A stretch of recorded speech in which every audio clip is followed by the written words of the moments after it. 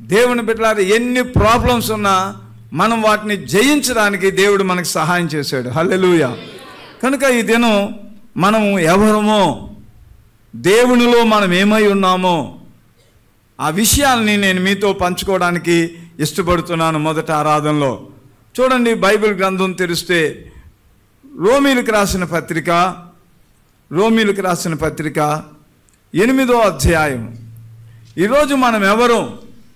నేను ఎవరిని అంటే దేవుని సేవకుణ్ణి. నేను దేవుని సేవకుణ్ణని నేను గ్రహించుకోకపోతే నేను దేవుని సేవకుడుగా ఉండలేను. ఇప్పుడు ఒక కలెక్టర్ గారు ఉన్నారు. ఆయన కలెక్టర్గా ఆయన జీవితాన్ని ఆయన గ్రహించినప్పుడు కలెక్టర్గా ఆయన జీవిస్తారు హుందాతనంగా. అలాగే మనము దేవునిలో హుందాతనంగా ఉండాలని ప్రభు కోరుతున్నాడు. మనల్ని మనం దేవునిలో బలపరుచుకోవాలని దేవుడు కోరుతున్నాడు. మరి నేను అమెరికా దేశంలో నేను అడిగాను, ప్రభువా మరి నేను ఇప్పుడు ఇండియా వెళ్తున్నాను, మళ్ళా నేను వాక్యం చెప్పాలి, ఏం చెప్పాలి? నాకు ఒక వర్తమానం ఇవ్వని ప్రభు దగ్గర చెప్పినప్పుడు ప్రభు నాకు ఈ వర్తమానాన్ని ఇచ్చారు. దేవుని స్తోత్రం చెప్పండి.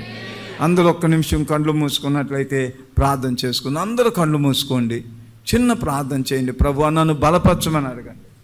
ప్రతి ఒక్కరు కూడా చిన్న ప్రార్థన చేసుకోవాలి. అందరూ కళ్ళు మూసుకొని చిన్న ప్రార్థన చేసుకోండి. చిన్న ప్రార్థన చేసుకోండి. ప్రభువా సహాయం చేయమని దేవుణ్ణి అడుగుదాం.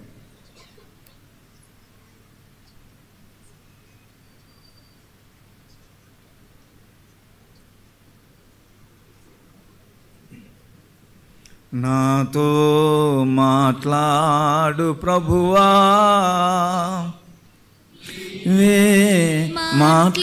మాట్లాడుమయ్యా, నాతో మాట్లాడు ప్రభువా, నీవే మాట్లాడుమయ్యా. నీవు పలికితే నాకు మేలయ్యా, నీవు పలికితే నాకు మేలయ్యా. నీ దర్శనమే నాకు చాలయ్యా, నీ దర్శనమే నాకు చాలయ్యా. నాతో మాట్లాడు ప్రభువా, నీవే మాట్లాడుమయ్యా. నాతో మాట్లాడు ప్రభువా,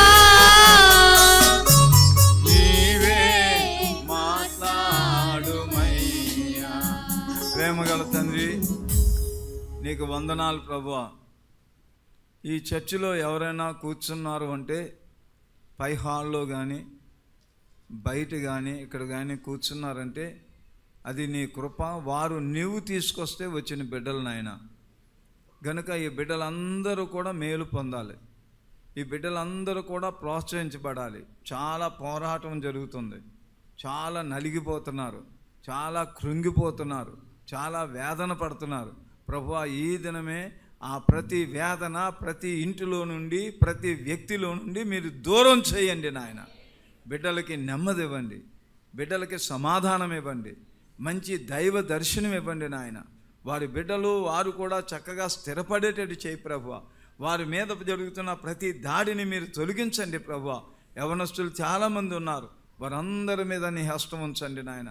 వారి చదువుల్లో వారి ఉద్యోగాల విషయంలో మీరు సహాయం చేయండి. అలాగే భార్యాభర్తలకు వచ్చారు ప్రభువా తండ్రి నాయనా, మరి వృద్ధులుగా వచ్చారు నాయనా, ప్రతి ఒక్కరిని మీరు దీవించండి ప్రభువా. నాయనా ప్రతి కుటుంబాన్ని మీరు దీవించండి ప్రభువా తండ్రి. ఎవరు కూడా నీలో తగ్గిపోవడానికి వీల్లేదు ప్రభువా, ఎవరు బలహీనలు అవ్వడానికి వీల్లేదు నాయన. ప్రతి ఒక్కరు కూడా నూతన బలం పొందాలి ప్రభువా, నూతన శక్తి పొందాలి ప్రభువా, చక్కని ఆరోగ్యాలు పొందాలి నాయన. ప్రభువా మీరే గొప్ప కృప చూపించండి. మమ్మల్ని క్షేమంగా తెచ్చారు, నీకు వందనాలు. మోజెస్ సబీనా వారిద్దరూ కూడా చాలా చక్కగా ఈ పరిచర్యను జరిగించారు, నీకు వందనాలు. వారిద్దరిని కూడా వారి బిడ్డలను దీవించి రాబోయే దినాల్లో ఇంకా చక్కగా వారిని వాడుకోండి ప్రభువా. మీకే వందనాలు స్తోత్రాలు చెల్లిస్తూ యేసు ప్రభు నామమున అడుగుచున్నాను తండ్రి, ఆమేన్. హల్లెలూయా. దేవుని బిడ్డలారా, ఈ సమయంలో దేవుని యొక్క వాక్యములో నుండి మనం ఏమై ఉన్నాం, దేవునిలో మన స్థానం ఏంటి? ఈరోజు మనం దిక్కుమాలిన వాళ్ళం కాదండి. ఎవరైనా మనల్ని ఒకవేళ వీళ్ళు దిక్కులేని వాళ్ళు అనుకుంటే పొరపాటు పడ్డట్టే. వీళ్ళకి ఎవరు లేరని అనుకున్నట్లయితే పొరపాటు పడ్డట్టే. మన పక్షమున ఉన్నవాడు గొప్పవాడండి. హల్లెలూయా. మనలో ఉన్న దేవుడు చాలా గొప్పవాడు. ఈరోజు మనం ఎంతో అదృష్టవంతులం. ఈరోజు మనం ఎంతో ఉన్నతమైన వారం. కారణం ఏంటంటే మనలో దేవుడు ఉన్నాడు. మనకి మోక్షం ఉంది, మనకి పరలోకం ఉంది, మనం పరలోక నివాసులం. కనుక లోకానికి లేనటువంటి ధన్యత నీకు నాకు దేవుడిచ్చాడు. కనుక ఇక్కడ రోమా పత్రిక 8వ అధ్యాయంలో మనం చూసినట్లయితే ఇక్కడ మన జీవితాల గురించి పౌలు చాలా చక్కగా చెప్తున్నాడు. నేను ఏదో చేయాలనుకుంటున్నాను, చేయలేకపోతున్నాను. భక్తిగా ఉండాలనుకుంటున్నాను, ఉండలేకపోతున్నాను. లేకపోతే ఏదో మరి నేను ఏ తప్పు చేయకుండా ఉండాలనుకుంటున్నాను, కానీ ఏదో చిన్న తప్పు నన్ను పట్టుకుంటానే ఉంది. ఇలాంటి దౌర్భాగ్య స్థితి నుంచి నన్ను ఎవరు విడిపిస్తారు అని మరి పౌలు గారు చాలా చక్కగా మరి రాశాడు ఈ 7వ అధ్యాయంలో. చూడండి, 19వ వచనం చదువుదాం. 7:19. నేను చేయగోరు మేలు చేయక చేయగోరని కీడు చేయుచున్నాను. 18 కూడా చదవమ్మా. నా యందు అనగా నా శరీరమందు మంచిది ఏది నివసింపదని శరీరంలో మంచిది ఏది నివసింపదని నేను తెలుసుకున్నాను. మేలైనది చేయవలని మేలు చేయాలనుకున్న కోరిక నాకు కలుగుతుంది, గానీ దాన్ని చేయుట నాకు కలుగుటలేదు. దాన్ని చేయడం నాకు అవడం లేదు. నేను చేయగోరు మేలు చేయక నేను చేయగోరు మేలు చేయక చేయగోరని కీడు చేయగోరని కీడునే చేస్తున్నాను. నేను కోరని దాన్ని చేసిన ఎళ్ళ దాన్ని చేయనిది నా యందు నివసించు పాపమే గాని ఇక అది పాపమే గాని ఇకను నేను కాదు. ఇకను నేను కాదు. కాబట్టి మేలు చేయగోరు నాకు కీడు చేయుట కలుగుచున్నదని ఒక నియమము నాకు కనబడుచున్నది. అంతరంగ పురుషుని బట్టి దేవుని ధర్మశాస్త్రమందు నేను ఆనందించున్నాను గాని వేరొక నియమము నా అవయములో ఉన్నట్టు నాకు కనబడుతుంది. అది నా మనసునందున్న ధర్మశాస్త్రముతో పోరాడుచు నా అవయముల్లోనున్న పాపమి నియమమునకు నన్ను చెరపట్టి లోబడుచుకొనుచున్నది. ఒక మంచి మాట మాట్లాడుతున్నారు చూడండి 24లో. అయ్యో నేనెంత దౌర్భాగ్యుడు, నేనెంత దౌర్భాగ్యుడిని. ఇట్టి మరణమునకు లోనగు శరీరము నుండి నన్ను ఎవడు విడిపిస్తాడు? మన ప్రభు అయిన యేసుక్రీస్తు ద్వారా దేవునికి కృతజ్ఞతాస్తుతులు నేను యేసుక్రీస్తు ద్వారా దేవునికి కృతజ్ఞతాస్తుతులు చెల్లించుచున్నాను. కాగా మనసు విషయంలో నేను దైవ నియమమునకు నేను దైవ నియమమునకు శరీర విషయంలో పాప నియమమునకు దాసుడనై ఉన్నాను. అయితే ఇక్కడ ఒక మంచి మాట చెప్తున్నాడు. ఇదంతా చెప్పి ఎవరు కూడా పరిశుద్ధంగా ఉండలేం, ఎవరు కూడా నీతిమంతులుగా ఉండలేం. కానీ మనల్ని పరిశుద్ధంగా ఉంచేవాడు దేవుడు. హల్లెలూయా. మనల్ని నీతిమంతులుగా ఉంచేవాడు దేవుడు. కనుక ఇక్కడ చెప్తున్నది ఏంటంటే యేసుక్రీస్తు ద్వారా తప్ప ఎవడు కూడా ఈ భయంకరమైన స్థితిలోంచి బయటికి రాలేరు. యేసుక్రీస్తు ద్వారానే మనకి విమోచన, యేసుక్రీస్తు ద్వారానే మనకి విడుదల, యేసుక్రీస్తు ద్వారానే మనకి పాపక్షమాపణ, యేసుక్రీస్తు ద్వారానే మనకి నిత్య జీవం అని చెప్తూ అద్భుతమైన అధ్యాయాన్ని 8వ అధ్యాయంలో రాశాడనమాట అండి. రాస్తూ కాబట్టి ఇప్పుడు యేసుక్రీస్తులో ఉన్న వారికి ఏ శిక్షా విధియు లేదు. హల్లెలూయా. యేసుక్రీస్తులో ఉన్న వారికి శిక్ష లేదు. ఆడికి శిక్ష పడాలండి, వీడికి శిక్ష పడాలండి, లేకపోతే ఆడి చేయి పడిపోవాలండి, వీడి చేయి పడిపోవాలండి, ఇవన్నీ కూడా మనం ఆశిస్తూ ఉంటాం. మనకెవరైనా కీడు చేశారనుకోండి, వాళ్ళకి ఎలాగైనా దెబ్బ తగలాలని చూస్తాం, లేకపోతే ఏదో చేయాలని చూస్తాం. కానీ ప్రభు అంటున్నాడు యేసుక్రీస్తులో ఉంటే మనకి శిక్షే లేదు. దేవుని స్తోత్రములు. హల్లెలూయా. నేను తీర్పు తీర్చడానికి రాలేదు, నేను మిమ్మల్ని శిక్షించడానికి రాలేదు, నా ప్రాణం పెట్టడానికి వచ్చాను, నేను మీకు విడుదల ఇవ్వడానికని వచ్చాను, నేను మిమ్మల్ని విమోచించడానికని వచ్చాను. కనుక ఎవరైతే నన్ను చేర్చుకుంటారో, ఎవరైతే నా యందు విశ్వాసం ఉంచుతారో వారికి శిక్ష లేదు, తీర్పు లేదు, నరకము లేదు. హల్లెలూయా. యేసు క్రీస్తులో ఉన్నాను.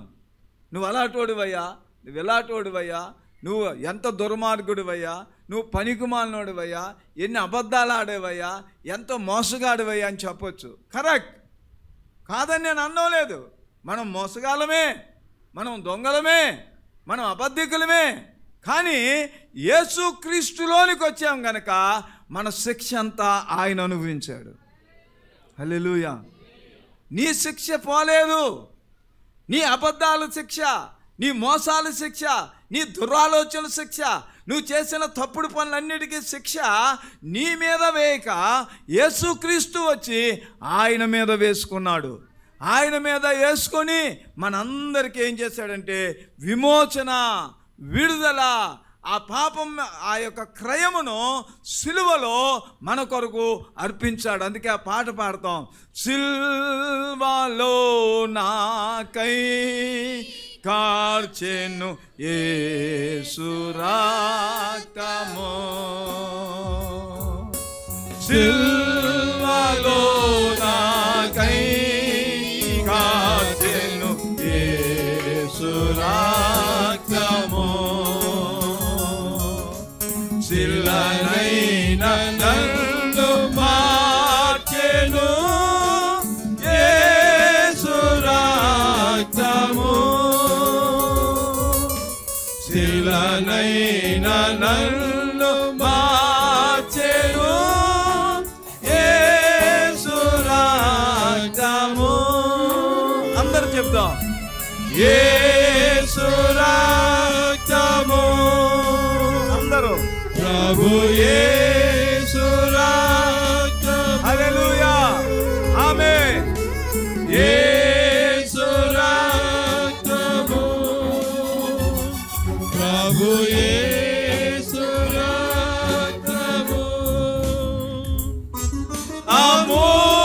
అమూల్యమైన రక్తము, యేసు రక్తము, అమూల్యమైన రక్తము, యేసు రక్తము. హల్లెలూయా, హల్లెలూయా. చాలా మందికి రోజు అనుమానం ఏంటంటే పరలోకంలో ఉంటానా లేదా, ఎత్తబడతానా లేదా. ప్రియులారా, ఒక విషయం ఏంటంటే నువ్వు ఎత్తబడడానికి కారణం యేసు ప్రభు, నువ్వు పరలోకంలో ఉండడానికి కారణం యేసు ప్రభు. ఇక్కడ చాలా తేటగా చెప్తున్నాడు, యేసు క్రీస్తులో నువ్వు ఉంటే నీకు శిక్ష లేదు, నీకు తీర్పు లేదు, రెండవ మరణం లేదు నీకు. అందుకనే ఎవడైనా యేసు, ఆ వాక్యం నాకు చాలా కాలం అర్థం అవ్వలేదు, చాలా తబ్బిబ్బులాడుతూ ఉండేవాడిని.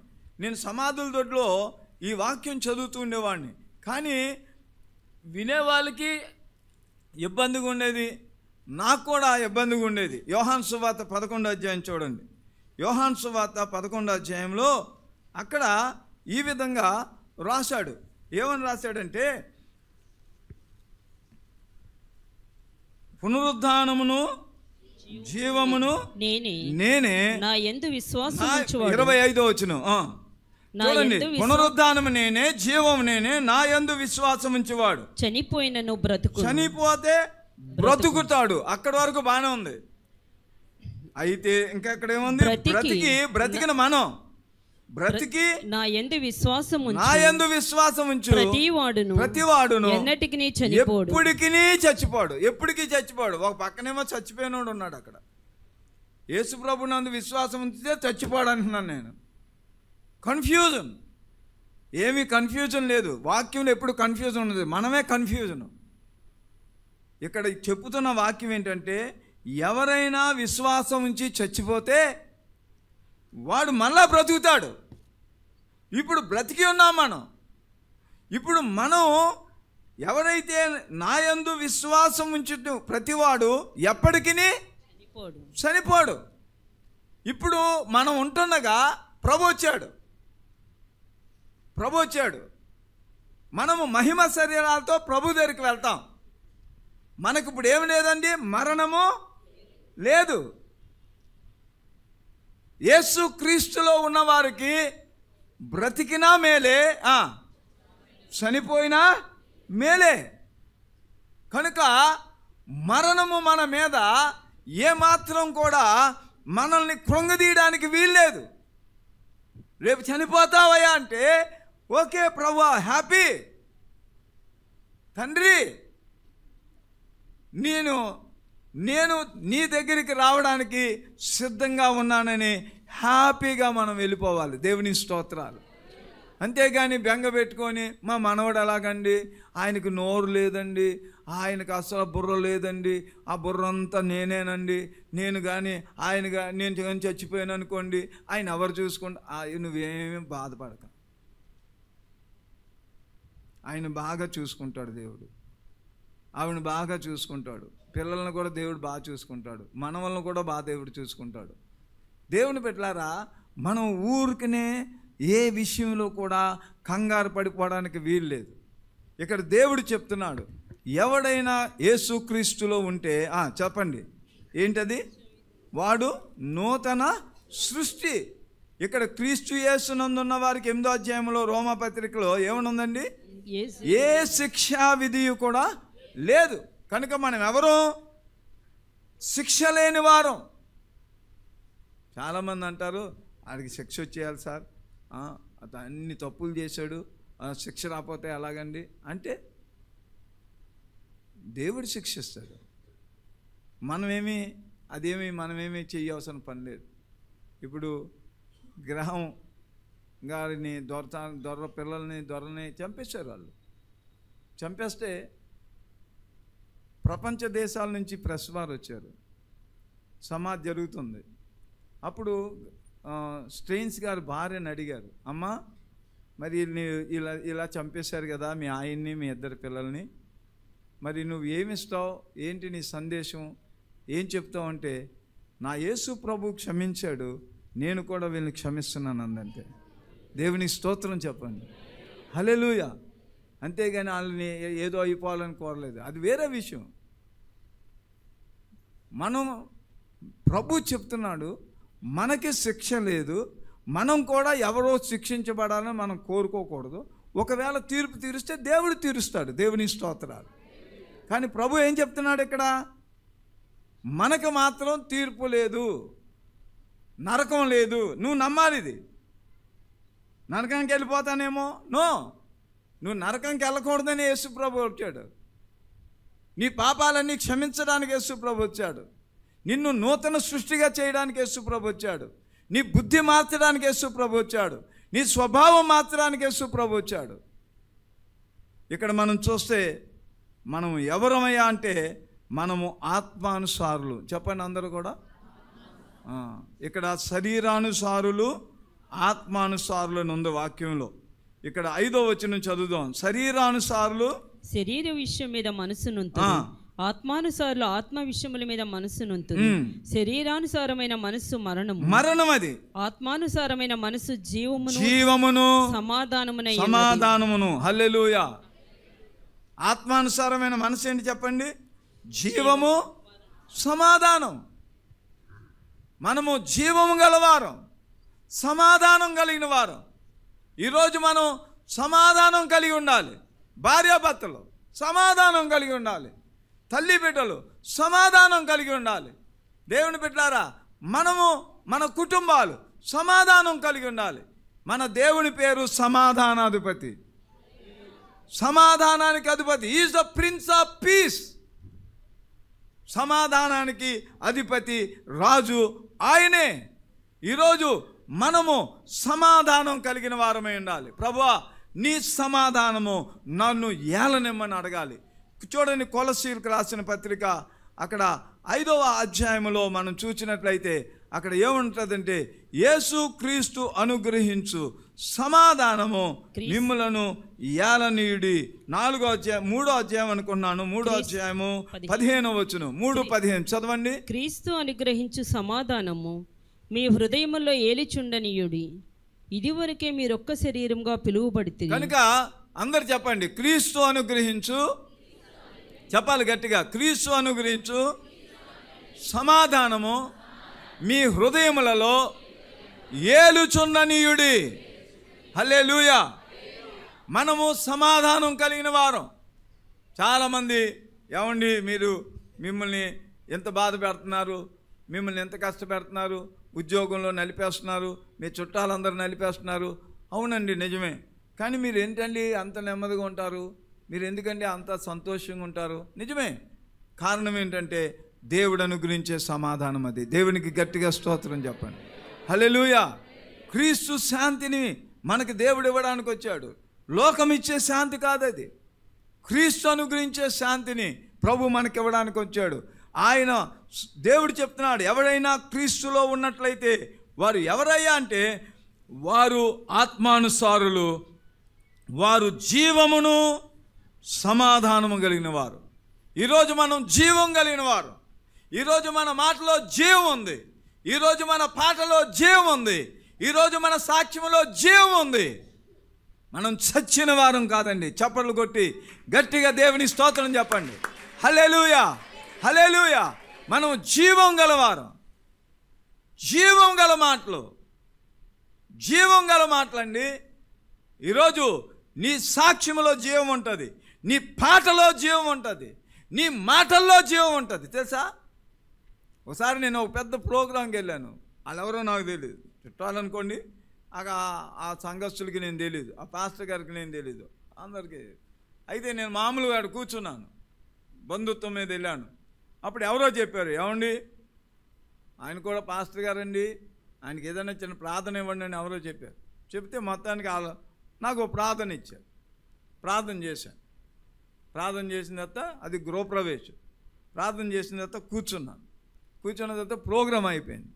అయిపోయిన తర్వాత ఆ సంఘ పాస్టర్ గారు వచ్చారు నా దగ్గరికి. అది మామూలు సంఘం ఏం కాదు, డాక్టర్స్ ఒక 600 మంది ఆ రోజుల్లో. అప్పుడు వచ్చారు, వచ్చి అన్నారు, ఏమండి మీ పేరేంటి అన్నాడు. పేరు వలన మరి ఏంటి ఎలాగొచ్చారు ఏంటంటే నేను ఇలాగా మీరు ఏం చేస్తారని పాస్టర్ గారు. ఆయన ఏమన్నాడు తెలుసా, పాస్టర్ గారు ఈ ప్రోగ్రాంలో అందరూ ప్రార్థన చేశారు, చాలామంది ప్రార్థన చేశారు, పాటలు పాడారు, వాక్యాలు చెప్పారు, కానీ మీ ప్రార్థనలో జీవం ఉందన్నాడు. దేవుని స్తోత్రం. ఏముంది? జీవం ఉంది. మీరు మా సంఘంలో వాక్యం చెప్పాలన్నారు. ఆ సంఘం ఎవరో నాకు తెలియదు, అది అసలు మామూలుగా ఎవరో ఛాన్స్ ఎవరు. కానీ నేను 2-3 సార్లు వెళ్ళి ఆ డాక్టర్స్కి 600 ఉన్న సంఘానికి వాక్యం చెప్పగలిగాను. ఇదేదో గొప్పగా నేను చెప్పడం లేదు. దేవుని బిడ్డ, నువ్వు పాట పాడితే ఆ పాటలో జీవం ఉంటుంది. దేవుని స్తోత్రం చెప్పండి. నువ్వు సాక్ష్యం చెప్తే ఆ సాక్ష్యంలో జీవం ఉంటుంది. నీవు ప్రార్థన చేస్తే ఆ ప్రార్థనలో జీవం ఉంటుంది. అందుకనే చచ్చినోడు కూడా బతుకుతాడు నువ్వు ప్రార్థన చేస్తే. నువ్వు ప్రార్థన చేస్తే అద్భుతాలు జరుగుతాయి. నువ్వు ప్రార్థన చేస్తే సమస్యలు తొలగిపోతా ఉంటాయి. నువ్వు ప్రార్థన చేస్తే కుటుంబాలు కట్టబడతాయి. నువ్వు ప్రార్థన చేస్తే దేవుని కార్యాలను నువ్వు చూస్తావు. కారణం ఏంటంటే నువ్వు జీవం కలిగిన దేవుని బిడ్డవి. నీలో జీవం ఉంది. ఊరికనే కృంగిపోవద్దు, ఊరికనే అధైర్యపడవద్దు. ప్రభువా నీ జీవంతో నన్ను నడిపించు. మాట్లాడు, సమస్యలతో మాట్లాడు. మీరు వేటిని బంధిస్తారో అవి పరలోకంలో బంధించబడతాయి. శుక్రవారం చెప్పాను నేను వాక్యం. మీరు దేని విప్పుతారో అవి పరలోకంలో విప్పబడతాయి. దేవుడు నీకు ఒక పవర్ ఇచ్చాడు, నీకు దేవుడు జీవం ఇచ్చాడు. వాటిని వాడడం నేర్చుకో. కొన్నిసార్లు సమస్యల ముందు నేను నిలబడతా ఉంటాను, బుర్ర పిచ్చెక్కిపోద్ది. ఈ ప్రాబ్లం నా వల్ల అవ్వదు ప్రభు నాయన స్తోత్రం, నువ్వు చెయ్యి. చిన్న ప్రార్థన చేస్తే చచ్చిపోతున్న వాళ్ళు కూడా లేచిన వాళ్ళు బోలు మందిని నా కళ్ళతో చూశాను. దేవుని స్తోత్రం. హల్లెలూయా. మనం ఎవరమండి? జీవం గలవారము, శిక్ష లేదు, విమోచించబడిన వారము, సమాధానం కలిగిన వారము. ప్రభువా నీ సమాధానము మమ్మల్ని ఏలని. ఎన్నో ప్రాబ్లమ్స్ ఉన్నాయి ఈరోజు, ఎన్నో అనారోగ్యాలు ఉన్నాయి, ఎన్నో తొందరలు ఉన్నాయి, కానీ నీ సమాధానము నన్ను ఏలనివ్వు ప్రభువా. నీలో నన్ను బలపరుచుకో తండ్రి అని మనం దేవుని అడగాలని ప్రభు కోరుతూ ఉన్నాడు. మనము దేవుని ఆత్మ కలిగిన వారు, మనము దేవుని ఆత్మ కలిగిన వారు. అందుకని అంటాడు చూడండి 9వ వచనంలో, దేవుని ఆత్మ మీలో నివసించిన ఎల్లా అంటాడు. దాని కింద ఆత్మ లేనివాడు నా వాడు కాదు. ఎవడైనా అదేనమ్మా, చదువు. దేవుని ఆత్మ మీలో నివసించిన ఎడల మీరు ఆత్మ స్వభావం గలవారే గాని శరీర స్వభావం గలవారు కాదు. ఎవడైనను క్రీస్తు ఆత్మ లేని వాడైతే వాడు ఆయన వాడు కాడు. దేవునికి స్తోత్రం చెప్పండి. ఇప్పుడు మనం అందరం ఎవరమో తెలుసా? దేవుని ఆత్మ కలిగిన వారు.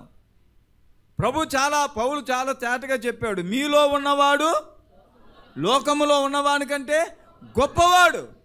ఈరోజు మనం బలహీనులు, కానీ మనలో ఉన్న దేవుడు జీవం గలవాడు, మనలో ఉన్న దేవుడు సజీవుడు. దేవుని బిడ్డలారా, మనల్ని మనం చిన్నగా అంచనా వేసుకొని మనలో మనం కృంగిపోవద్దు, మనలో మనం దిగజారిపోవద్దు. మనము దేవుని కలిగిన వారం, మనము జీవం కలిగిన వారం, మనము సమాధానం కలిగిన వారం. దేవుని బిడ్డలారా, దేవుడు మనకి ఆత్మనిచ్చాడు. ఈ ఆత్మ ద్వారా మనం జీవిస్తున్నాం. ఆత్మ మనలను జీవింపచేయును. 12వ వచనంలోంచి అంటాడు, మీరు శరీరానుసారంగా వద్దు కానీ ఆత్మచేత. 13వ వచనంలో అంటాడు, ఆత్మచేత శరీరక్రియల్ని చంపిన ఎల్లా జీవించదము. ఆత్మ ద్వారా శరీరక్రియని చంపాలి మనం. కోపం ఉంటుంది, ద్వేషం ఉంటుంది, పగ ఉంటుంది, ఇంకెన్నెన్నో ఉంటాయి, అలాగా ఎలాగా ఏదేదో ఉంటుంది. మనం ఏం చేయాలంటే పరిశుద్ధాత్మ సహాయంతో ఆ యొక్క వాటన్నిటిని కూడా మనం చంపివేయాలి. ప్రభువా, నాలో ఉన్నటువంటి ఆ ద్వేషం, నాలో ఉన్నటువంటి ఆ పగ, నాలో ఉన్నటువంటి కోపం, నాలో ఉన్నటువంటి ఆ తగ్గింపు స్వభావం లేని స్థితిని మీరు తొలగించు తండ్రి. నాయనా, నీ ఆత్మ ద్వారా నన్ను జీవింపచేయమంటే ప్రభువే నీకు సహాయం చేస్తాడు. దేవునికి గట్టిగా స్తోత్రం చెప్పండి. హల్లెలూయా, హల్లెలూయా. దేవుని బిడ్డలారా, మనము ఎవరమో చెప్తున్నాడు చూడండి. అందుకని 14వ వచనం చదువుదాం. దేవుని ఆత్మ చేత ఎందరూ నడిపింపబడుదురు, వారందరూ దేవుని కుమారులందరూ దేవుని కుమారులగుటకు కుమారులై ఉన్నారు. మనం అందరం ఎవరమండి? దేవుని కుమారులు. We are the children of God. నువ్వు దేవుని కుమారుడివి, నువ్వు దేవుని కుమార్తెవి. దేవుని బిడ్డలారా, మనము పిరికివారుగా ఉండొద్దు, మనము శరీరానుసారంగా ఉండొద్దు, మనము ఆత్మానుసారంగా ఉందాం. మనము దేవుని బిడ్డలము. ప్రభు మనకి ఆ అధికారం ఇచ్చాడు. దేవుని స్తోత్రాలు, హల్లెలూయా. మనము భయపడుటకు మీరు దాస్యపు ఆత్మను పొందలేదు గాని 15వ వచనం పుత్రాత్మను పొంది ఉన్నారు గనుక ఆత్మ కలిగిన వారమై మనము అబ్బా తండ్రి అని మొర్ర పెడుతున్నాం. మనం ఎవరు? దేవుని పిల్లలమని ఆత్మ తానే మన ఆత్మతో కూడా సాక్ష్యమిస్తున్నాడు. దేవుని స్తోత్రాలు. పరిశుద్ధాత్ముడు మనలో ఉండి, జీవం మనలో ఉండి, మీరు దేవుని బిడ్డలు, మీరు దేవుని బిడ్డలు, మీరు దేవుని బిడ్డలు, మీరు దేవుని బిడ్డలని సాక్ష్యం పలుకుతా ఉన్నాడు. మనము సాక్షులు, మనము సజీవ సాక్షులు. మనము సాక్షులుగా ఉండడానికి దేవుడు మనల్ని కొనుక్కున్నాడు, కానీ మనము ఏదో సాక్ష్యం లేని వారుగా ఉండవద్దు ప్రభువా. అందుకనే మనం పాట పాడతాం, ప్రతి చోటనే సాక్షిగా ప్రభువా నేనుండు నాట్లో, ప్రతి చోటనే సాక్షిగా ప్రభువా నేనుండు నాట్లో, ఆత్మాభిషేకము నిన్ను ఆత్మీయ రూపున, ఆత్మాభిషేకము ఆత్మీయ రూపున, ప్రియ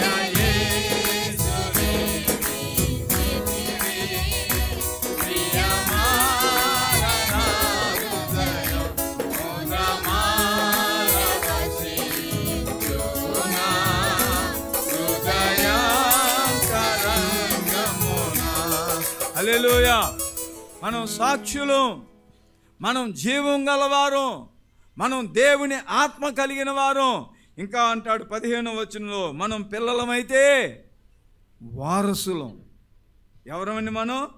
వారసులం అనగా దేవుని వారసులం. క్రీస్తుతో కూడా మహిమ పొందుటకు ఆయనతో కూడా శ్రమపడిన క్రీస్తుతోటి వారసులం. హల్లెలూయా. మాసులమ్మని గారు కట్టారనుకుంటున్నాను, ఆయనే కట్టారు. దేవుని ప్రేమ, దేవుని వారసులం, ప్రేమ నివాసులము, జీవన యాత్రికులం, యేసుని దాసులము, నవయుగ సైనికులం, పరలోక పౌరులము. హల్లెలూయా. నవయుగ సైనికులం, పరలోక పౌరులము, దేవుని వారసులం. హల్లెలూయా. ఈరోజు మనం వారసులం. పరలోకానికి నువ్వు వారసుడివి.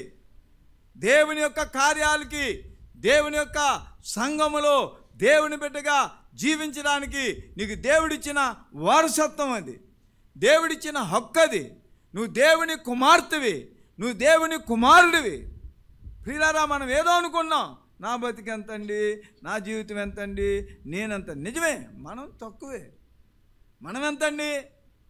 కానీ మనలో ఉన్న దేవుడు చాలా గొప్పవాడు. దేవునికి స్తోత్రం. హల్లెలూయా. ప్రభు, ప్రియులారా, ఇవి మనం క్లెయిమ్ చేసుకుంటూ ఉండాలి. ప్రభువా, నేను నీలో ఉన్నాను కనుక నాకు ఏ శిక్షా విధి కూడా లేదు, నన్ను క్షమించావు. ఒకవేళ తప్పు చేస్తే దేవుని దగ్గర క్షమాపణ అడుగుదాం. That's all. ప్రభువు క్షమిస్తాడు. ఆయన ఎలా క్షమిస్తాడంటే శాశ్వతంగా క్షమిస్తాడు. నీ పాపాలని జ్ఞాపకం చేసుకోడు. మనమైతే జ్ఞాపకం చేసుకుంటాం. నీ పాపములు తూర్పుకి పడమరకి ఎంత దూరం, అంత దూరం నేను చేశాను. సముద్రపు అగాధములో నేను వేశాను. కనుక ఆయనలో మనకి పాపక్షమాపణ, ఆయనలో మనకి మారు మనసు, ఆయనలో మనకి జీవము, ఆయనలో మనకి సమాధానము, ఆయన మనకి ఆత్మనిచ్చాడు. ఆత్మనివ్వడమే కాదు, మనల్ని అందరినీ ఆయన కుమారుడిగా స్వీకరించాడు. మనము దేవుని కుమారులము, మనము దేవుని వారసులము. కనుక దేవుని బిడ్డలారా, మనం అందరం కూడా దేవునిలో ఉండాలని అందుకే చెప్తున్నాడు. 18వ వచనం చూద్దాం. మన ఎడల ప్రత్యక్షము కాబోవు దేవుని మహిమ ఏమండో, ఒక ప్రత్యక్షత మనకుంది, ఒక రాజ్యం మనకుంది. మనకు ప్రత్యక్షత కాబో మహిమ ఎదుట ఎప్పటి కాలపు శ్రమలు ఎన్నతగినవి కాదు అని ఎంచుచున్నాము. దేవుని కుమారుల ప్రత్యక్షత కొరకు సృష్టి మిగుల ఆశతో తేరి చూచు కనిపెట్టుచున్నది. ఏలయనగా సృష్టి నాశనమునకు లోనైన దాస్యములో నుండి విడిపింపబడి దేవుని పిల్లలు పొందబోవు మహిమ గల స్వాతంత్రము పొందును నిరీక్షణ గలదై స్వేచ్ఛగా కాక దాని లోపర్చు అనే మూలంగా వ్యర్థపరచబడి సృష్టి యావత్తు ఇది వరకు ఏకగ్రీవముగా మూలుగుచు ప్రసవ వేదన పడుచున్నదని ఎరుగుదుము. అంతేకాదు, ఆత్మ యొక్క ప్రథమ ఫలములు నొందిన మనము కూడా దత్తపుత్రాత్మ కొరకు అనగా మన దేహము యొక్క విమోచన కొరకు కనిపెట్టుచు మనలో మనం మూలుగుచున్నాము. ఏలయనగా మనము నిరీక్షణ కలిగిన వారమై రక్షించబడ్డాం. హల్లెలూయా. మనం ఎవరు? నిరీక్షణ కలిగిన వారు. మనకు హోప్ ఉంది, మనకు ఒక నిరీక్షణ ఉంది. నేను ఇక్కడ కన్ను మూస్తే నేను ప్రభువుతో ఉంటాను, అది మన నిరీక్షణ. దేవుని గట్టిగా స్తోత్రం చెప్తారా? పౌలు ఏమన్నాడు? బ్రతికితే మీతో ఉంటానయ్యా, చచ్చిపోయాను అనుకో ప్రభుతో ఉంటాను. రెండు లాభమే నాకు. మీతో ఉన్న లాభమే, చచ్చిపోయినా లాభమే. దేవుని బిడ్డలారా, మనం ఒక నిరీక్షణ ఉంది మనకి. అందుకనే పౌలు గారు అంటాడు, నిరీక్షణ లేని ఇతరుల వలె మీరు దుఃఖపడొద్దు. మనకి నిరీక్షణ ఉంది. మనము దేవుని నమ్మి చనిపోయిన వారిని మనం కలుసుకుంటాం, చూస్తాం. మనం దేవునితో ఉంటాం, సదాకాలం ప్రభుతో ఉంటాం. అది మన నిరీక్షణ. హల్లెలూయా. ఏదో ఒక రోజు 2 రోజులు కాదు, సదాకాలం. సదాకాలము నీతో నేను జీవించేదను యేసయ్యా. సదాకాలము నీతో నేను జీవించేదను యేసయ్యా. అందరూ చెబుదాం, యేసయ్యా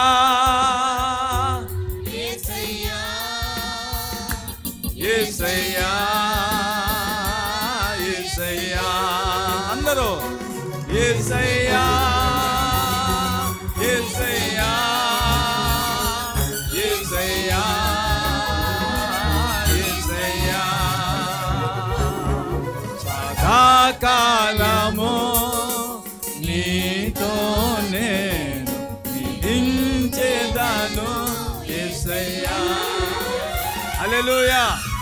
ఇది మన నిరీక్షణ అమ్మా. సదాకాలం నేను ప్రభుతో ఉంటాను. ఎంత గొప్ప జీవితం అండి. ప్రభు ఎంత ఆధిక్యత ఇచ్చాడండి మనకి. పురుగుల్లాంటి వాళ్ళం, కంపు కొట్టిన వారం, పెంట కుప్పల మీద ఉన్నవారం. దేవుడు మనల్ని క్షమించి కడిగి ఆయన బిడ్డలుగా తీసుకొస్తే ఏదో దిగజారిపోయిన జీవితం, ఏమండి ఏదోనండి అలాగే బతుకుతున్నామండి, అర్థం కావడం లేదు పాస్టర్ గారు. ఎందుకు అలాగా? దేవుడు నీకు ఎంత ఉన్నత స్థితి ఇచ్చాడు. ఎవరికి లేని సమాధానం ఇచ్చాడా, సంతోషం ఇచ్చాడా.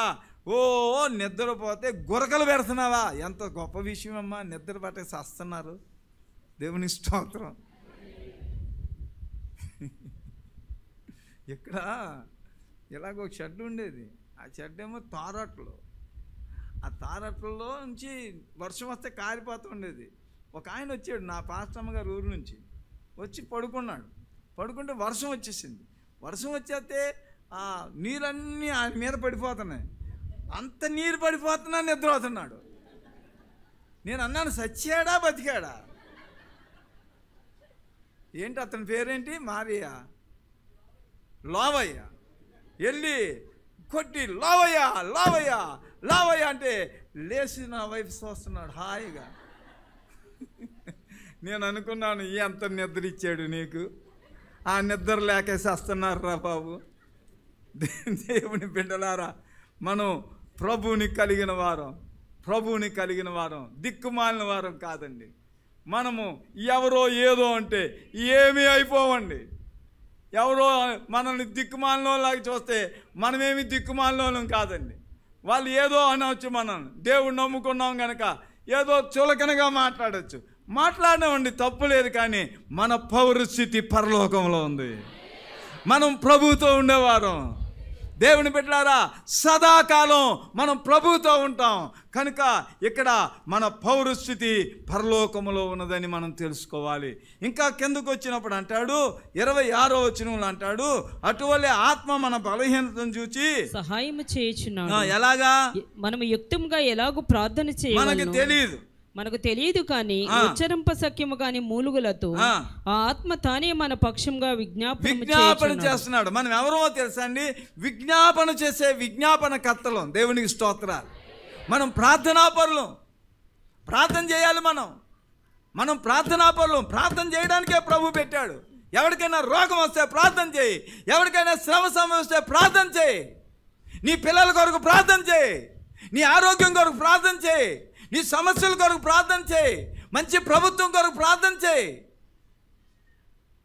మనము విజ్ఞాపనకర్తలం, మనము ప్రార్థనాపరులం. అంత మాత్రమే కాదు, ఇంకా అంటాడు చూడండి 28వ వచనం, దేవుడు ప్రేమించే వారికి అనేక ఆయన సంకల్పం చొప్పున పిలువబడిన వారికి మేలు కలుగుటకై సమస్తమును సమకూడి జరుగుచున్నవని ఎరుగుదు.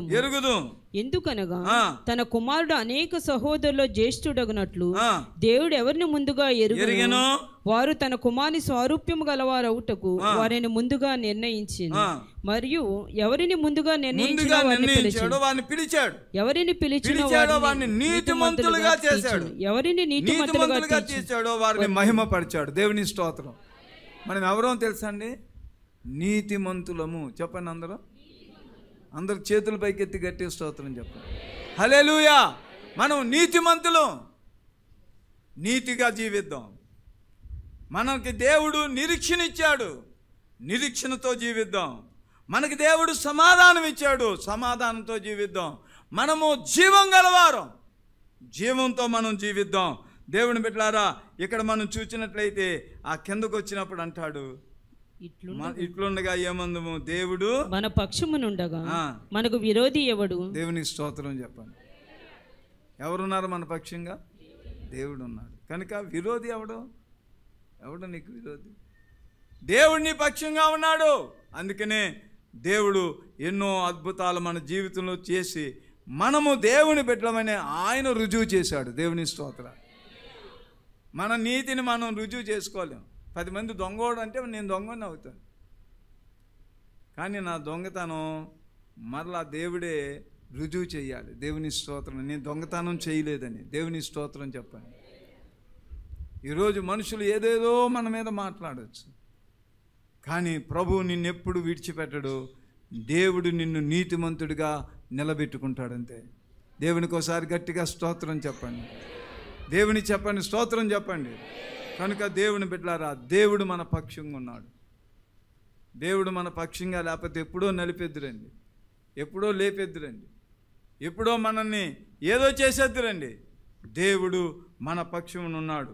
గనుక ఇక్కడ అంటాడు, మరి దేవుడు మన క్రీస్తు 34:5 వచనం, క్రీస్తు ప్రేమ నుండి మనలను ఎడబాపు వాడెవడు? చూడండి, శ్రమ అయినను, బాధ అయినను, హింస అయినను, కరువైనను, వస్త్రహీనత అయినను, ఉపద్రవమైనను, ఆఖరికి కత్తి అయినను మనలను ఎడబాపున ఇందును గూర్చి వ్రాయబడినదేమనగా, నిన్ను బట్టి దినమెల్లా మేము వధింపబడిన వారము. ప్రభువా, నిన్ను బట్టి మేము దినమెల్లా వధించబడిన వారము, వదకు సిద్ధమైన గొర్రెలము మేము ఎంచబడిన వారము. అయినను మనల్ని ప్రేమించిన వాని ద్వారా మనం అన్నిటిలో కూడా అత్యధికమైన విజయము పొందుచున్నాము. దేవుని స్తోత్రములు. పిల్లలు, ఇక్కడ దేవుడు అంటున్నాడు, మనము జయించువారం, శ్రమలను జయించేవారం, మన జీవితంలో బాధలను జయించేవాళ్ళం, ఉపద్రవాలను జయించేవారం, వస్త్రహీనతను జయించేవారం, ఖడ్గాల్ని జయించేవారు. దేవుడికి ఒకసారి చేతుల పైకెత్తి స్తోత్రం చెప్పండి. మనము జయశీలులు, మనం ఓడిపోయిన వారం కాదు. లోకం నిన్ను అలా చూపిస్తుంది, నీ బంధువులు నిన్ను అలా చూపిస్తారు. వీడికేముందండి, ఓడిపోయినాడు, వాడికి ఏముందండి, ఏమీ లేదండి. కానీ దేవుడు అంటున్నాడు, నేను మిమ్మలను జయించువాడిగా చేసుకున్నాను. దేవుని స్తోత్రం. జయమిచ్చే దేవుడు. పాపం మీద జయము, అబద్ధం మీద జయము, మోసం మీద జయము, దుర్మార్గం మీద జయము. ఈరోజు ప్రభువా, అలాంటి జై జీవితం నాకు ఇచ్చావు, నేను అలాంటి జై జీవితం జీవించాలని. అందుకని అంటాడు, మరణమైనను జీవమైనను దేవదూతలైన ప్రధానులైన ఉన్నవైనను రాబోవునవైనను అధికారులైన ఎత్తైనను లోతైనను సృష్టింపబడిన మరి ఏదైనను మన ప్రభువైన క్రీస్తు యేసునందలి ప్రేమ నుండి మనల్ని ఎడబాప నేరవని, దేవుని ప్రేమ నుంచి మనల్ని ఎడబాప నేరవని రూఢిగా నమ్ముచున్నాం. దేవుని బిడ్డలారా, దేవునిలో మనం తప్పిపోవద్దు. దేవుడు నీకు జీవం ఇచ్చాడు, దేవుడు నీకు సమాధానం ఇచ్చాడు, దేవుని కుమార్తెగా చేసుకున్నాడు, ఆయన వారసత్వం నీకు ఇచ్చాడు, ఆయన ప్రార్థనా జీవితం నీకు ఇచ్చాడు, ఆయన నీతిని నీకు ఇచ్చాడు, ఆయన ఒక జై జీవితం నీకు ఇచ్చాడు. కనుక మనం జయించాలని దేవుడు కోరుతున్నాడు. సమస్యలు ఉన్నాయి. ఈరోజు అమెరికా వెళ్తేనండి అన్ని సమస్యలే, ఎన్నో సమస్యలు అండి వాళ్ళకి. అమెరికాలో ఉంటే సమస్యలు ఉండవు, లేకపోతే ఇంకేదో ఉంటే సమస్యలు ఉండవు, లేకపోతే కాకినాడలో ఉంటే సమస్యలు ఉండవు, లేకపోతే ఫలానా ఇంట్లో ఉంటే సమస్యలు ఉండవు అని ఎప్పుడు మీరు ఆశపడకండి. ఎక్కడున్నా, ఏ ఇంట్లో ఉన్నా, ఏ ఊర్లో ఉన్నా, ఏ దేశంలో ఉన్నా సమస్యలు ఉన్నాయి. కానీ ఈ సమస్యలన్నీ కూడా మనల్ని ఏమీ చేయనారవు. దేవుని స్తోత్రాలు. ఎందుకు? యేసుక్రీస్తు మన పక్షముగా ఉన్నాడు. క్రీస్తు మన పక్షముగా ఉండగా మనకి విరోధి ఎవడు? దేవుడిని పక్షంగా ఉన్నాడు. రుజువులండి, ఎన్ని రుజువులు ఉన్నాయి, ఎన్ని సాక్ష్యాలు ఉన్నాయి. ఈ సాక్ష్యాలన్నీ కూడా నువ్వు సాక్షిగా జీవించాలని దేవుడు కోరుతున్నాడు. ప్రియులారా, మనం అనుకుంటాం మేము అమెరికా వెళ్ళినప్పుడు పాస్టర్ అమ్మ గారు సాక్ష్యాలు చెప్పారు కనుక ఇంక నువ్వేం సాక్ష్యాలు చెప్పవలసిన లేదు, అలా కూర్చోమన్నారు. కూర్చోమంటే ఆ పాస్టర్ గారు వచ్చి పాస్టర్ అమ్మ గారితో సాక్ష్యం చెప్పించండి అంటాడు ఆయన. నేను అన్నాను, పోయిన సంవత్సరం చెప్పింది కదండి, పోయిన సంవత్సరం చెప్పడం కాదు మళ్ళీ చెప్పన్నాడు ఆయన. ఆ సాక్ష్యం విని ఇంకోళ్ళు ఫోన్ చేయడు, మాకు సాక్ష్యం చెప్పండి. నేనేమన్నాను, వద్దులే అమ్మ. దేవుని స్తోత్రం. మనం సాక్ష్యం చెప్తుంటే ఎంతోమంది మారుతారు. హల్లెలూయా. ఎక్కడో ఒక చాట నా సాక్ష్యం చెప్పాను, అదేమో ఆన్లైన్లో పోయిందంట. మళ్ళీ ఫోన్ చేసి పాస్టర్ గారు సాక్ష్యం కావాలంటది ఆవిడ. మళ్ళీ తీసుకొచ్చి ఆన్లైన్లో పట్టుకొచ్చి మళ్ళీ ఆవిడికి పంపించాం. మనం సాక్షులమండి. యేసుప్రభు ఎందుకు మనల్ని పట్టుకున్నాడు, యేసుప్రభు మనల్ని ఎందుకు బాగు చేశాడు, ఎందుకు మనల్ని కాపాడాడు, ఎందుకు మనం రక్షించాడు. మనం సాక్షులుగా ఉండాలి. ఎన్నో ఆటంకాలు ఉంటాయి, ఎన్నో అభ్యంతరాలు ఉంటాయి, ఎంతో అనగదొక్కేవారు ఉంటారు. కానీ నీ సాక్ష్యంలో సజీవమైనటువంటి జీవం ఉంది. నీ సాక్ష్యం విన్నవారు యేసుప్రభుని నమ్ముకుంటారు. నీ సాక్ష్యం విన్నవారు కొంతమంది పరలోకం వెళ్తారు. కనుక నీ జీవితమే ఒక సాక్ష్యం. కొన్నిసార్లు మనం ఏమి పెద్ద పెద్ద మాటలు చెప్పవసరం లేదండి. మన జీవితమే ఒక సాక్ష్యం, మన ఉద్యోగమే ఒక సాక్ష్యం, మన కుటుంబమే ఒక సాక్ష్యం. దేవుని బిడ్డలారా, మన ముఖమే ఒక సాక్ష్యం. మనం దేవుని బిడ్డలుగా ఉందాం. ప్రభా నన్ను వాడుకో తండ్రి. ఏ శిక్ష నా మీద ఉండడానికి వీల్లేదు, ఏ శిక్ష నా పిల్లల మీద ఉండడానికి వీల్లేదు, ఏ శాపం మా ఇంటిని ఏలడానికి వీల్లేదు. ప్రభా, శాపాల నుంచి నన్ను నా పిల్లల్ని విడిపించమని మనం ప్రార్థన చేద్దాం. దేవునికి చేతులపైకి ఎత్తి స్తోత్రం చెప్పండి. హల్లెలూయా. ఏ శాపం మనల్ని ఏలకూడదు.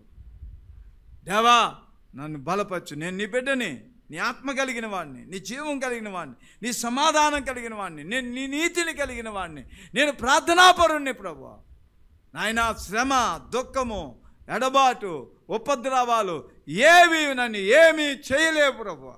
ఎందుకంటే నాకు జయమిచ్చే దేవుడు తండ్రి. హల్లెలూయా. లేచి నిలబడండి, ప్రార్థన చేసుకుందాం. జయమిచ్చిన దేవునికి కోట్ల కొలది స్తోత్రం, జీవమిచ్చిన యేసునికి జీవితమంతా పాడేదా. జయమిచ్చిన దేవునికి కోట్ల కొలది స్తోత్రం, జీవమిచ్చిన యేసునికి జీవితమంతా పాడేదా. హల్లెలూయా హల్లెలూయా స్వాగతం ఆనంద ధ్వనితో ఆర్భాటితో. హల్లెలూయా హల్లెలూయా పాడేదం ఆనంద ధ్వనితో ఆర్భాటితో.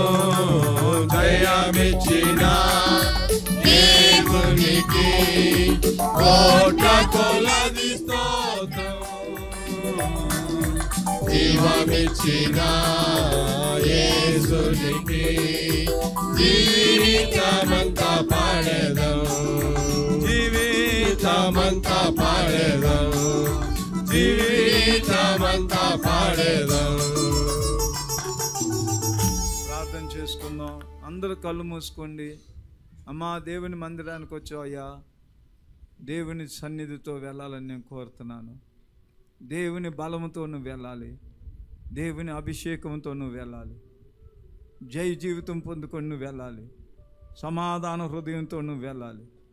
దేవా, నా జీవితంలో మీరు ఉండండి, నా కుటుంబంతో మీరు ఉండండి, నా బిడ్డలతో మీరు ఉండండి, నా సమస్యల్లో మీరు ఉండండి, నా అనారోగ్యంలో మీరు ఉండండి. ప్రభా, నీవు నన్ను బలపరచు నాయన. నేను నీ బిడ్డగా ఉంటాను ప్రభా. ఈరోజు నేను ఎవరినో నాతో మాట్లాడావు ప్రభా. క్రీస్తు యేసునందు ఉన్న వారికి ఏ శిక్షా విధి లేదంటున్నావు ప్రభా. నిజమే, ఎంత గొప్ప విడుదల ఇచ్చావు ప్రభా. దేవా, మా జీవితాన్ని నీ బిడ్డలుగా చేసుకొని నీ ఆత్మను మాలో ఉంచి మా పక్షంగా విజ్ఞాపన చేస్తూ మేము ప్రార్థనాపరులుగా ఉండాలని ప్రభా, మేము నీతిమంతులుగా ఉండాలని, మేము శోధనల్ని సమస్యల్ని జయించేవారు ఉండాలని మీరు కోరుతున్నారు ప్రభా. నాయనా, సహాయం చేయమని దేవుని అడుగుదాం ప్రభా. నన్ను సాక్షిగా నిలబెట్టుకోమని అడగండి అమ్మా. ప్రతి వారు నోరు తెరిచి ప్రార్థన చేయండి. ప్రభా, నన్ను సాక్షిగా వాడుకో. నా బిడ్డల మధ్య, నా కుటుంబం మధ్య, నా వీధిలో, నా ఆఫీసులో, నా వ్యాపారంలో, నా కాలేజీ స్టడీస్లో, నా హాస్టల్ లైఫ్లో ప్రభా నువ్వు నన్ను సాక్షిగా వాడుకో ప్రభు అని దేవుని అడగండి.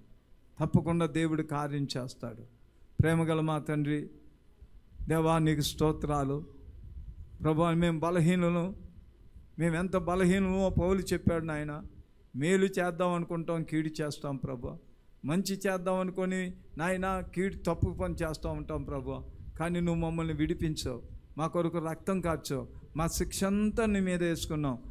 మేము పొందవలసిన గాయాలన్నీ నువ్వు పొందావు ప్రభా. తండ్రి మీకు వందనాలు నాయన. నువ్వు మాకు గొప్ప పరలోక రాజ్యం ఇచ్చావు నాయన. దేవా మేము పరలోక పౌరులుగా చేసావు నాయన, పరలోక వారసులుగా చేసావు నాయన. నాయన నీ సొత్తైన ప్రజలుగా చేసుకున్నావు ప్రభా. నీకు వందనాలు. నీ పరిశుద్ధాత్మను మాలో ఉంచారు ప్రభా. నీకు వందనాలు. ఇక్కడ వచ్చిన ప్రతి ఒక్కరిని దీవించు నాయన. ఇక్కడ బలహీనలు ఎవరైనా ఉంటే వారిని ముట్టండి, స్వస్థపరచండి ప్రభా. వారిని స్వస్థపరచండి నాయన. వారిని బాగు చేయండి ప్రభా. వారికి ఆరోగ్యం ఇవ్వండి నాయన ప్రభా. ఇప్పుడు జరగబోయే రెండో ఆరాధనలో కూడా మీరు సహాయం చేయండి. ఉదయకాలంలో మొదటి ఆరాధనలో మీరు ఉన్నారు, ఇప్పుడు ఇక్కడ జరిగిన ఆరాధనలో మీరు ఉన్నారు, ఇప్పుడు తర్వాత జరిగే ఆరాధనలో కూడా మీరు ఉండండి. మీరే సహాయం చేసి మహిమ పొందండి ప్రభా. ఎప్పుడు మాలో తండ్రి నీ వాక్యం ఉండాలి ప్రభా. మాలో విశ్వాసం ఉండాలి నాయన, భక్తి ఉండాలి ప్రభా, ప్రార్థన ఉండాలి నాయన, నిరీక్షణ గలవారుగా మేము ఉండాలి ప్రభా, ఆత్మ కలిగిన వారుగా మేము ఉండాలి నాయన. అలాగే మీరు మమ్మల్ని ఎప్పుడు తీర్చిదిద్ది నడిపించమని కోరుతూ మీరే మహిమ పొందమని అడుగుతూ యేసు ప్రభు నామములో ఈ ప్రార్థన అడుగుచున్నాం తండ్రి. ఆమేన్.